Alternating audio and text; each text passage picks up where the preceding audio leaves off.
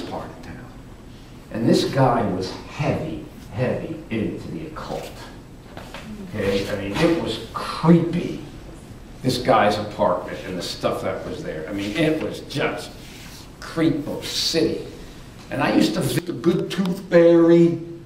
You know, it was all the same to me. You know, they're all in the same class as far as I was concerned. But that so freaked me out. I just, boom, I just got out of there. And I said, I can't take this anymore. I said, I got to get out of here.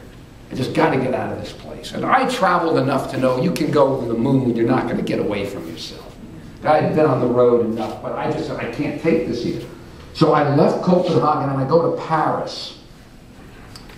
And I'm hanging around Paris, and I really don't have much money left. And on top of everything, even though I had been on the road a lot since I was 17, I get to Paris, I don't know anyone, and I got this just, for some reason, this just incredible loneliness. So meanwhile, my back is hurting me, my knee is hurting me, I got my own issues, I'm struggling with this loneliness. The bottom line is, things are just going down, down, down. And it was the only time in my life, I was 23. At that point, it was the only time in my life when I was in a situation. And I said, okay, Cliff, you're in a tight situation here. You can do A, you can do B, or you can kill yourself. Only time I ever thought of that. In fact, I looked up, there was the Eiffel Tower. And I thought, well, you know, my last free fall. Okay, the thought entered my mind. I could jump off the Eiffel Tower. And then the moment I had that thought, seriously, this other thought kind of came from behind and almost like, boop, knocked it out. And the thought was, hang on, because maybe this Jesus stuff is true. But then the moment I had that thought, I just cursed myself. I said, look at you. Your whole life, you always viewed religious people as weak people. Oh, they couldn't handle the hard knocks of life, and so they have their little invisible bunny rabbit that they say their prayers to, and there's Jesus, and they say their prayers, and they feel better. My whole life, it was, I had nothing but utter disdain for what I thought was the most cheap, puerile, infantile cop-out. I just thought it was a question, it was a cop-out. And I said, now for the first time in your miserable 23 years, first time you feel like you can't handle it? So you're going to reach out to some God or some religion to make you feel better? And I just said, no way. I was too honest a seeker for truth to reach out and believe a lie. And I mean this. No, too honest a seeker for truth to reach out and believe a lie, no matter how good the lie made me feel. I would have rather jumped off that Eiffel Tower and been squashed dead like a grape rather than live a lie, no matter how good the lie made me feel. I wasn't going to do that. I wasn't going to go down that road. I would have rather been dead than go around consciously living a lie. So I remember at that point, I just stopped. I'll never forget this. And then whether it was one of those where I shook a fist up in the sky, I might as well have. But I remember saying, okay, God, if you're there, you know, the Bible says you can drop bread out of the sky and turn water into wine and do all these kind of things. I said, God, if you're there, you have to reveal yourself to me. You have to show me that you're there. Otherwise, I will never believe ever. And boom, with that, I left Paris, and I ended up bumming my way back to Israel. And I go back to my old kibbutz. And by the time I got back to Israel, all that heaviness, all that, I mean, I just took something from going out of that guy's apartment in Copenhagen. I picked up something out of there.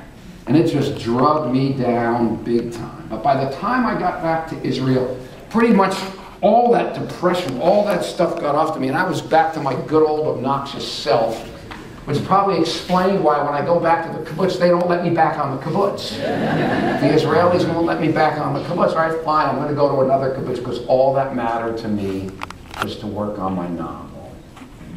So at one point I was down, I was talking to some of the Christians, and I told this one guy, I told him what happened to me in Paris. And I said, I'm open. If your God is there, he's got to reveal himself to me. But you know, you just tell me just to have faith. I got to have faith in Bastet, the cat goddess of Egypt. And I said, yeah, I have to have a reason to believe. And he said, you asked? And I said, yeah. He says, he'll answer you. All right, fine. Okay, whatever. So anyway, I leave the kibbutz to get assigned to another kibbutz. And I go to the main office in Tel Aviv to get assigned, because I just don't walk on a kibbutz and knock on the gate and say, I'm here.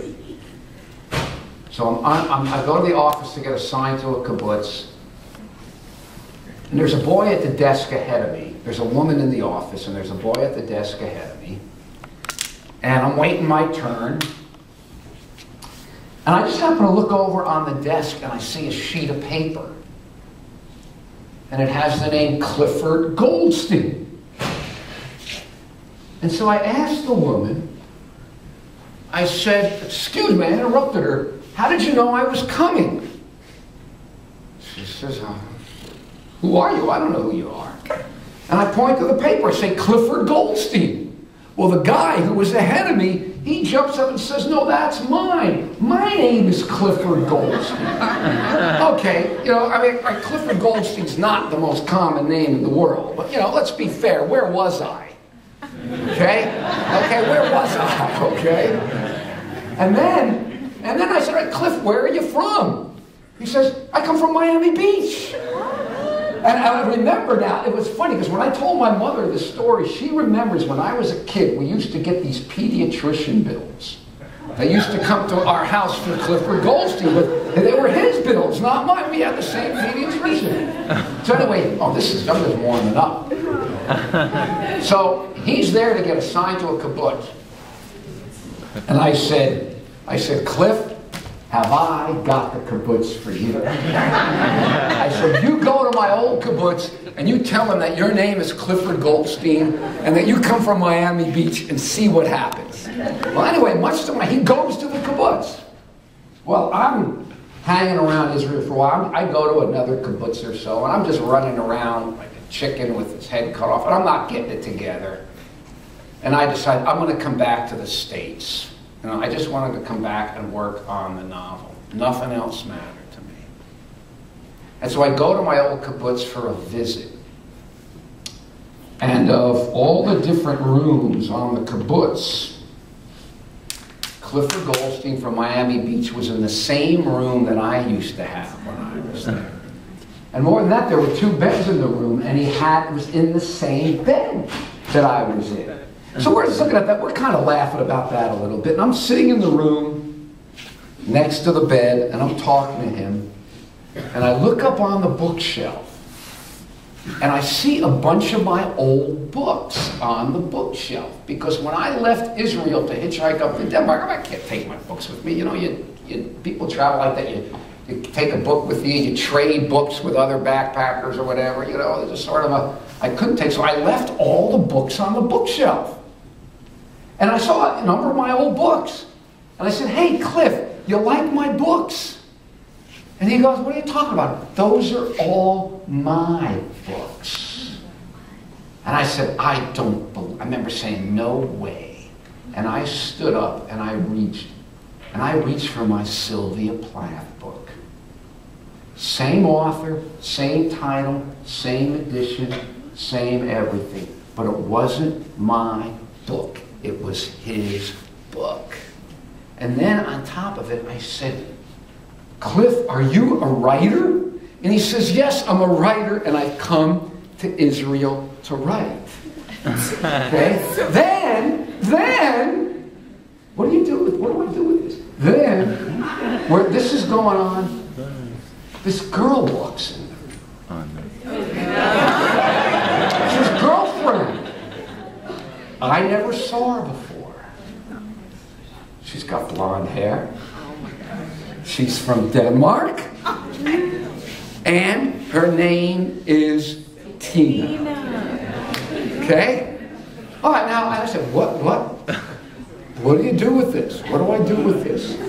And everybody in the kibbutz was kind of freaked out. The Christians were they were acting very cool to me. And this one guy said to me, he said, Cliff, He said, you were asking God for signs. He says, what more do you want? He said, the Lord is calling you by name. Okay. Now when he said that to me, again, it's one of these moments that you remember. He said to me, I thought about this. I said, if you're there, you got to reveal yourself. And I'm thinking about this. And I know this just couldn't be a coincidence. Just the experience here. This very person, it couldn't be a coincidence. And I remember standing outside.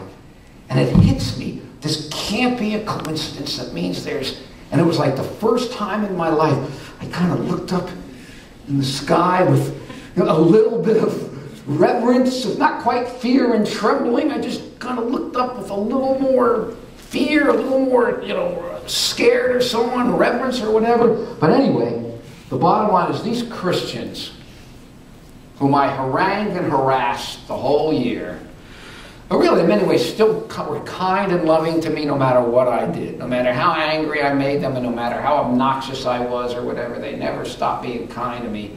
The bottom line is they took me down to the Jordan River. They baptized me in the Jordan River. They give me a Bible and I fly back to the States. And I come back to Gainesville. Okay, the only problem was I was really, to use Christian parlance, I was no more born again than a corpse. Okay? I mean, meeting my double was heavy.